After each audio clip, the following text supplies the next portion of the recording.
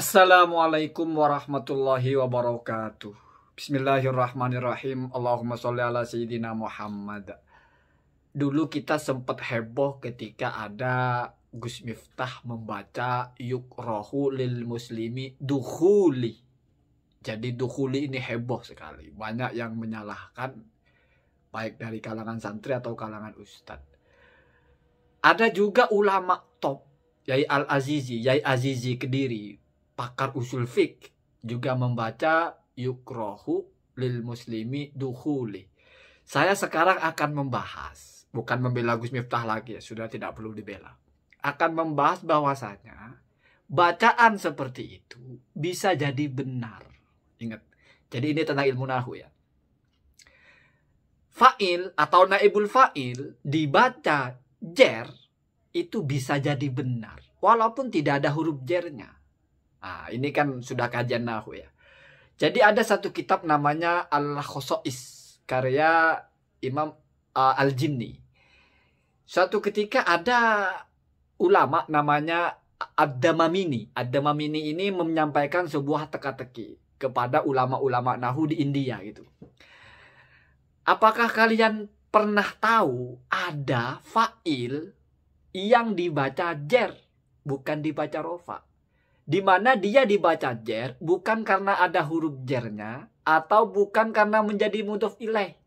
Kalau ada huruf jernya misalnya ja'ani min ahadin atau ja'ani min ahadin, datang kepadaku seseorang. Fa'ilnya kan ahadun, tapi karena ada huruf jernya maka dibaca jer. Jadi secara lafaz ahadin tapi sebetulnya rofa. Kenapa? Karena dia fa'il.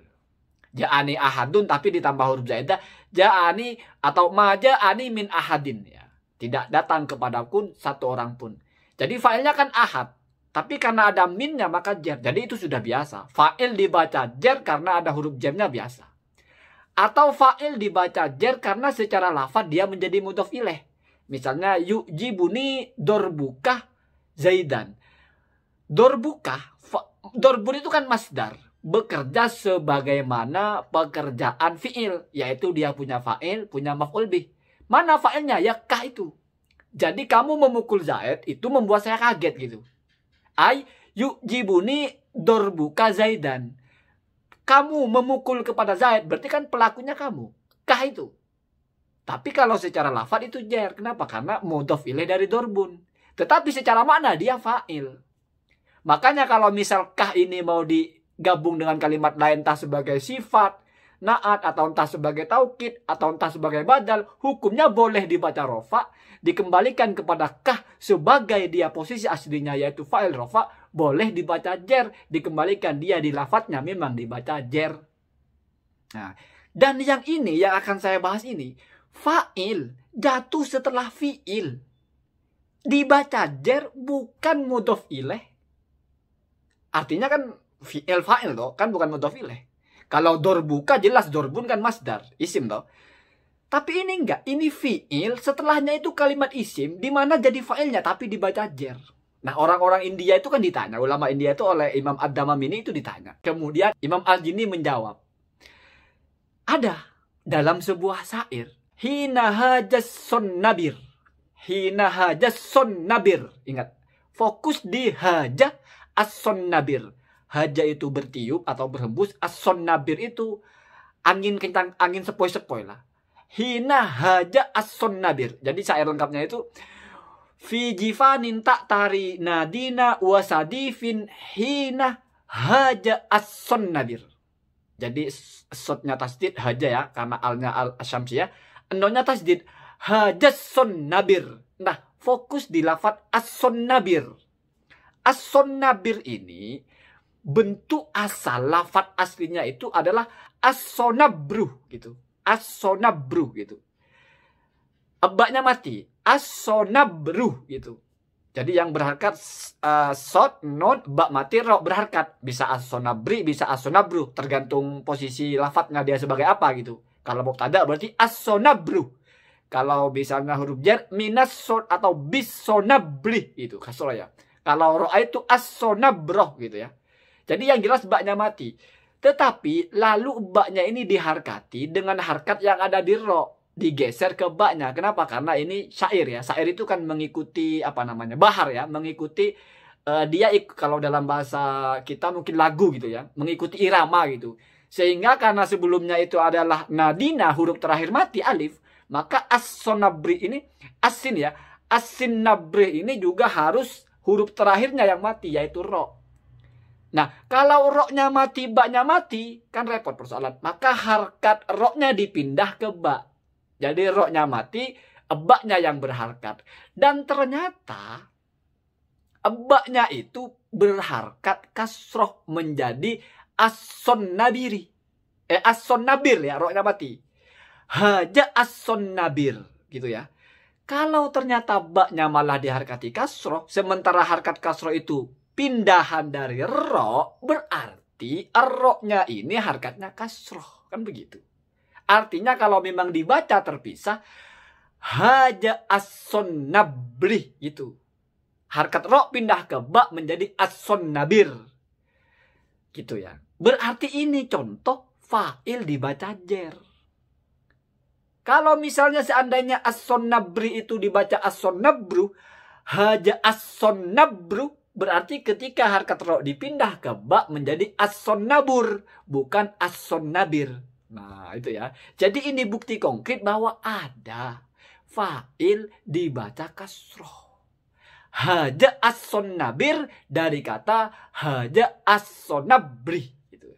Kenapa dibaca as-son nabri? Karena harkat ro ketika dipindah ke ba menjadi as-son nabir, bukan as-son nabur. Itu ada di kitab, seperti itu ada di kitab gitu ya. Lalu bagaimana cara memahaminya, kok bisa fiil itu fa'ilnya dibaca jer? Ya itulah ulama menjawab, fiilnya itu dianggap seolah-olah sebagai masdar. Jadi hina ketika haja berhembus as-sinabir, angin sepoi-sepoi, dianggap sama dengan hina haiji as-son nabir gitu, atau as-son nabih gitu. Jadi pas kan ketika hembusan angin sepoi-sepoi. Jadi gitu. Jadi fiilnya itu dianggap seperti masdar. Fiilnya dianggap sebagai masdar. Masdar bisa beramal sebagaimana amalnya fiil, maka fiil pun bisa diperlakukan seolah-olah dia adalah masdar, dan ini sudah biasa. Fiil dianggap seolah-olah dia masdar itu sudah biasa. Namanya takwil masdar kan?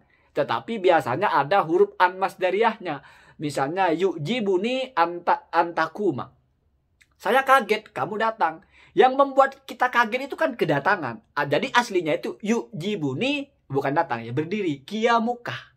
Kamu berdiri itu membuat saya kaget. Tapi kita konversi menjadi bentuk fiil yu'jibuni antakuma. Nah, jumlah antakuma ini kita anggap sebagai masdar, yaitu kiamuka gitu ya. Jadi sudah biasa. Tapi ada juga kadang-kadang fiil dianggap atau diperlakukan sebagaimana masdar, sebagaimana isim bahkan, walaupun tidak ada huruf muawilnya. Contohnya falsafah Arab populer sekali.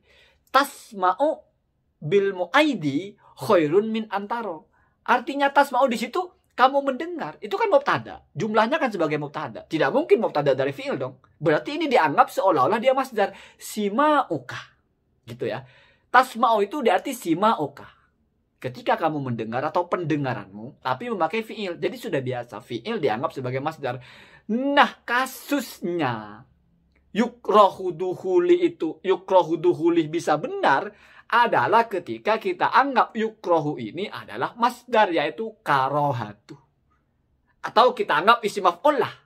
Makruhatu duhuli. Jadi yara al-hanafiyatu.